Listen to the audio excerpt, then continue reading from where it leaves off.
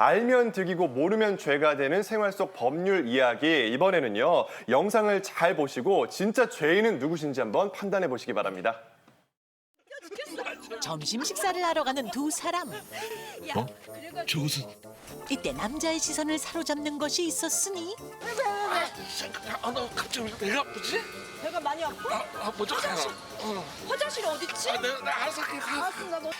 어딘가 부자연스러워 보이는데 아이고 신발끈이 풀렸어. 이것은 5만 원권 지폐? 이게 왜 떡이야 이게? 준 돈은 자연스럽게 주머니 속으로. 설레는 마음으로 택배를 열어보는데요. 이게 뭐야? 응? 아니, 김철수? 오, 다른 사람의 물건이 잘못 왔나 보네요. 아, 이거 잘못 왔나 보네. 아이, 좋다 말았어. 주인이 찾아갈 거라 생각했는데 김철수가 가져가겠지 뭐. 어느덧 열흘이 흘렀습니다. 이거 뭐야? 이거 아직도 김철수야? 얘 이거 왜 안 찾아가는 거야? 5배송된 택배 그냥 방치해도 될까요? 아유, 안녕하세요. 303호 옷 찾으러 왔어요. 오셨어요? 예. 자, 그럼 여기 준비해놨습니다. 얼마예요? 이게 셔츠하고 바지하고 해가지고 네, 33,500원입니다. 아, 그래요? 여기 4만 원이요. 아, 예. 저 잔돈이 제가 거스름 돈을 찾아 건네는데요. 6,500원 여기 있습니다. 감사합니다. 네, 또 오세요. 네. 그런데 아, 맞다. 핸드폰. 왜 이렇게 잔돈이 많지? 5만 원권 지폐를 5천 원으로 착각했나 봐요. 아유, 일단 모르겠다. 더 많이 받은 거스름돈 다시 지갑 속으로. 재활용 분리수거하는 날. 아이고, 이게 뭐지? 아이고, 멀쩡한 건데, 좋은 건데, 이거 버렸네.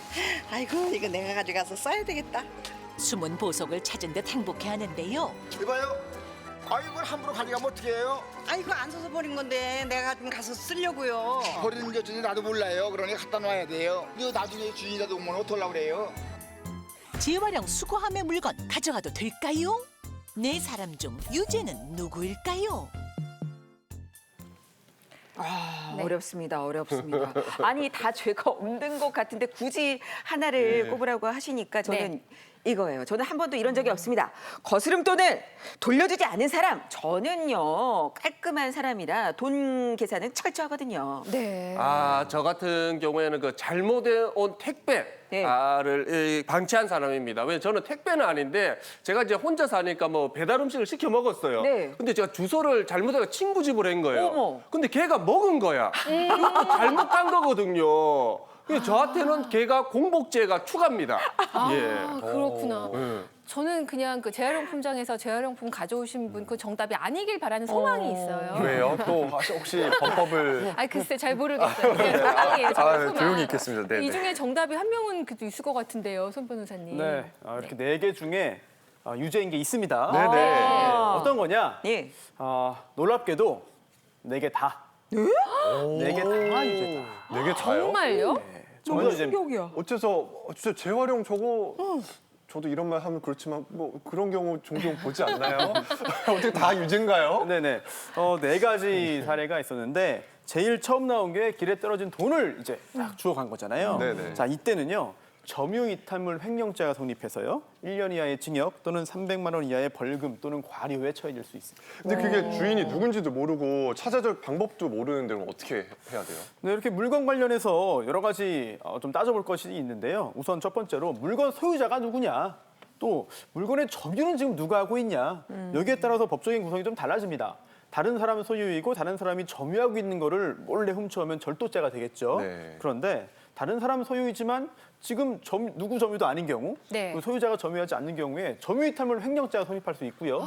애초에 다른 사람을 속여서 받아가면 이건 또 사기죄가 될 수 있거든요. 그런데 조금 전 길에서 5만 원짜리 주운 경우에는 특정인이 점유하고 있는 게 아니잖아요. 그렇기 때문에 점유이탈물 횡령죄가 성립할 수 있겠고요. 하지만 이건 또 따져봐야 됩니다. 언제나 그러면 이거 떨어진 돈을 주우면 다 범죄냐? 그건 아니에요. 왜냐하면 아니, 주워서 신고할 수도 있는 거고 주워서 주인에게 더 줄 수 있는 거잖아요. 그렇기 때문에 이게 불법 명득이사라고 하는데 내가 가지려고, 내가 쓰려고 그런 생각을 한 경우에만 이렇게 범죄가 성립하고 조금 전 사례에서는 다 충족하는 것 같아요. 그래서 네. 문제입니다. 횡령이라고 하면 얼마나 무서워요. 우리가 평생 뭐 횡령할 일이 있나요? 근데 길 가다가 돈 무심코 주우시면 점유 이탈하면 횡령죄가 된다는 거 기억하시고 아이 교육할 때도 길가에 돈 떨어져 있으면 줍지 말아라 이렇게 알려줘야 할 것 같아요. 근데 저도 그냥 두는 편이거든요. 근데 아까 택배 그냥 둔 사람 이거는 억울할 것 같아요. 요즘에 택배 네. 오배송 사건들 좀 늘어나고 있습니다. 네. 그런데 택배를 내게 아닌 것을 알면서도 이제 뜯거나 쓰거나 하는 경우에는 당연히 이제 점유이탈물 횡령이 될 수 있을 것 같은데요. 이 사건처럼 아예 좀 귀찮으니까 찾아가겠지 방치하는 경우는 그럼 처벌할 수 있느냐? 사실은 사안에 따라 조금 다르지만요. 신고 의무 보관 의무는 없기 때문에 형사처벌은 좀 어려울 수 있지만 예를 들면 신성식품인데 그대로 방치했다고 훼손이 됐다. 그럼 가실에 의한 손해배상 책임은 물릴 수 있습니다. 그렇기 때문에 인지상정으로 이 택배사나 이 주인에게 오배송됐다 알려주는 미덕이 필요하지 않을까 생각합니다. 제가 예전에 이제 이사를 갔는데 쇼핑몰에 예전집 주소가 저장돼 있어서 네. 무심코 예전집으로 보낸 거예요. 그래서 그 택배가 예전집으로 갔는데 제 실수잖아요. 제가 주소를 잘못 기입했으니까. 그래서 저는 그 집에서 뜯어 쓰면은 제가 할 말 없는 줄 알고 막 달려가서 막 지켰다가 받아왔거든요. 이런 경우는 어때요? 그럼에도 불구하고 실수로 보냈든 고의로 잘못 보냈든 남의 물건에 손을 댄 경우니까 그 경우에 처벌받을 수 있고요. 특히 요즘 문서 형태가 이제 오배송 오는데 그걸 열어보는 경우에는 또 비밀침해죄가 성립할 수 있기 때문에 택배 상자에 수신인이 누구인지 확인하고 열어보는 게 꼭 필요합니다. 수신인을 꼭 확인해야겠군요. 제대로 확인을 하겠습니다. 자, 이어서 거스름돈 더 받은 경우인데 이 경우에는 어떻게 되는 거예요? 변호사님? 사실은 이것도 이제 많이 겪을 수 있는 사례인데요. 네. 이제 저희 사례에서 보면은 거스름돈이 잘못된 건지를 모르고 가다가 한 경우잖아요. 네. 그래서 두 경우가 이제 나눠집니다. 아까 우리 선 변호사님이 설명해 주셨듯이 내가 그걸 거스름돈이 지금 5,000원인데 5만 원짜리가 오는 걸 보고 있었는데 가만히 보고 있다 그걸 들고 왔다. 이거는 내가 알려줘야 할 의무가 있는데 속인 거기 때문에 이건 사기죄가 될 수가 있고요. 근데 우리 사례처럼 돌아오다가 잘못된 걸 알았는데 그걸 내가 그대로 가졌다. 그러면은 점유이탈물 횡령이 돼서 불법 영등의사가 있죠. 그대로 주머니에 넣고 갔잖아요. 이 죄가 성립합니다. 와, 바로 돌려줘야 되는군요. 아, 예, 저는 그래 왔어요. 예. 아니, 저는 다른 경우보다 굉장히 강조하시는데. 예.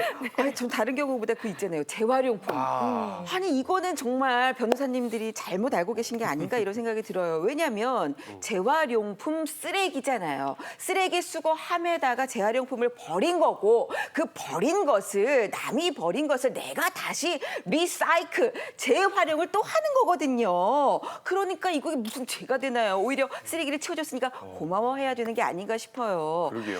저는 좀 몇 번 가져오기도 하고 아니 뭐 이제 아기 때 뭐 네. 책이나 장난감 이런 거 쓸만하면 예전 얘기하시는 거죠? 예전에. 그럼요 한참 됐어요. 수십 년 전 이야기. 예 10년 전쯤. 네. 어떤가요, 그것도 죄가 변호사님? 되나요? 근데 이게 안타깝게도 예. 이 재활용품이나 이런 데 있는 것들이 소유권이 없는, 그러니까 잃어버린 물건이 아닙니다. 주인이 있는 물건이라는 점인데요. 주인이요? 여러 차례 판례에서 어떻게 이야기하고 있냐면 재활용품 수거함을 관리하는 업체의 소유다. 그러니까 예를 들면 지자체가 소유하는 경우도 있을 것이고 우리 길거리의 의류수거함 같은 경우는 계약을 맺어서 위탁하는 업체가 관리해서 소유권을 가져가게 계약을 해놨거든요. 그러니까 주인 없는 물건이 아닌데 가져가면 엄격하게 절도죄가 성립할 수 있는 겁니다. 예전에 몽골 유학생들이 추워서 옷을 몇 가지 가져간 사례가 있었는데요. 네. 안타깝게 벌금형이 나온 사례도 있고요. 재활용품장에서 가져갔는데 이것은 지자체 소유 물건이기 때문에 함부로 가져가서는 안 된다라는 판례가 있어서 이 재활용품에 있기 때문에 내가 가져가도 좋다 이렇게 생각하시면 안 되고 또 이런 사례도 있습니다. 쓰레기통 앞에 비닐봉지 같은 게 있어서 가져갔는데 이것조차도 이 타인의 재물을 훔쳐갔다. 절도죄로 벌금형이 나온 사례가 있어서 주의하셔야 될 것 같습니다. 저기 세상에. 혹시 공소시효 같은 게 있나요? 뭐 재활용품장에서 물건 가져갔을 경우에 어떻게? 네. 일단 절도죄는 7년, 혹시 7년 넘으셨나요? 5년, 7년 넘었으면 점유이탈물 횡령죄도 5년이거든요. 5년, 7년 전에 죄는 묻지 않겠지만 엄격하게 따지면 남의 재물을 훔쳐가는 것이기 때문에 또는 남의 걸 가져가면 횡령죄잖아요. 하시지 않는 게 좋습니다.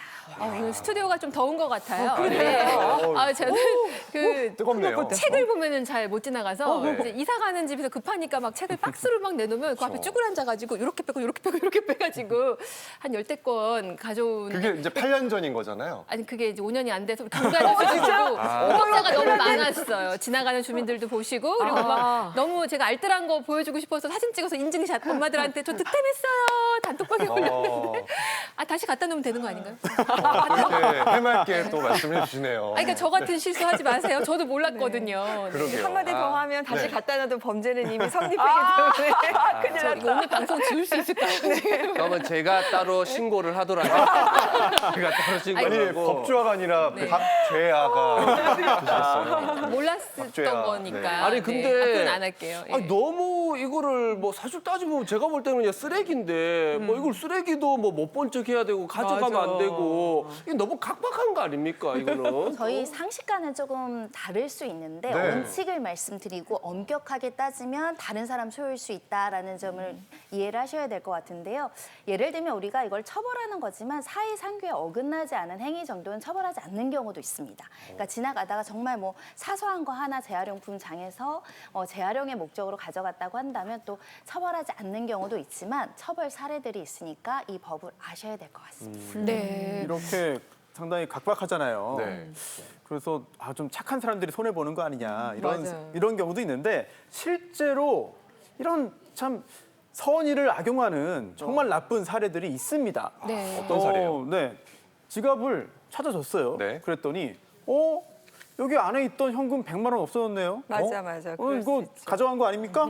라고 하는 경우, 또는 사실 여기 가방 안에 중요한 문서 이거 서류 있었는데 이거 없어졌으니까 책임지세요. 어머나. 라고 하는 경우, 물론 오해일 가능성도 있지만 애초에 그걸 노리고 범죄를 꾸미는 경우도 있습니다.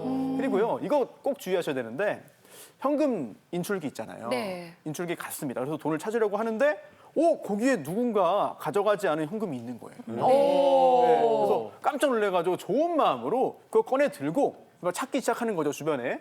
그런데 그때 마침 기다리던 사람이 와가지고 몰래 이제 범죄를 꾸민 거죠.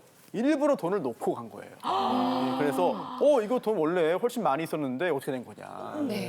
내놔라. 이렇게 뒤집어 씌우는 경우가 있거든요. 또는 절도죄로 신고하겠다라고 해서 협박해서 돈을 뜯어내는 경우 있으니까 조심하실 필요가 있겠고요. 그래서 일단 다른 사람 물건이 보이면 바로 그냥 가져가거나 이렇게 당황해서 뭐 급하게 서두르지 마시고 영상이나 사진을 찍으신 다음에 경찰에 신고하거나 또는 경찰에 갖다 주는 것이 가장 안전하겠습니다. 네, 가장 네. 그런 부분들을 조심하실 필요가 있겠죠. 너무 각박하네요, 세상이. 그러니까요. 그런데 그래서 모범 사례도 미담 사례도 제가 미담이 또 소개해 있어요. 드릴게요. 어떤 분이 이제 신용카드를 분실했는데 신용카드 분실하면 제일 먼저 하는 게 뭐죠? 내가 마지막 사용 장소가 어딘가 보잖아요. 네. 그래 봤더니 본인이 사용하지 않은 편의점이 마지막 결제로 되어 있었던 겁니다. 그래 보니까 300원이 결제가 되어 있었어요. 그래서 그 편의점을 찾아갔더니 놀랍게도 봉투 안에 비닐봉투 안에 카드하고 동전 300원이 있었던 거예요. 300원? 그래서 네. 어떻게 된 거냐 보니까 여학생 2명이 그 카드를 발견하고 머리를 쓴 거죠. 이걸 내가 결제를 하면 이 장소로 주인이 찾으러 오겠다 싶어가지고 일부러 300원을 결제를 하고 그렇게 해서 300원까지 포함해서 비닐봉투에 놔뒀던 겁니다. 정말 영리하죠. 네. 어떻게 이런 생각을 했는지 모르겠어요. 그래서 이런 사례 찾아보시고요. 혹시라도 내가 카드 분실하는 경우에 이걸 찾아주고 싶다고 한다면 이게 지금 300원 결제한 거는 아까 얘기한 것처럼 고의가 없잖아요. 이걸 네. 찾아주기 한 거니까 범죄에 해당하지 않으니까 뭐 이런 팁도 사용해 보시면 좋을 것 같습니다.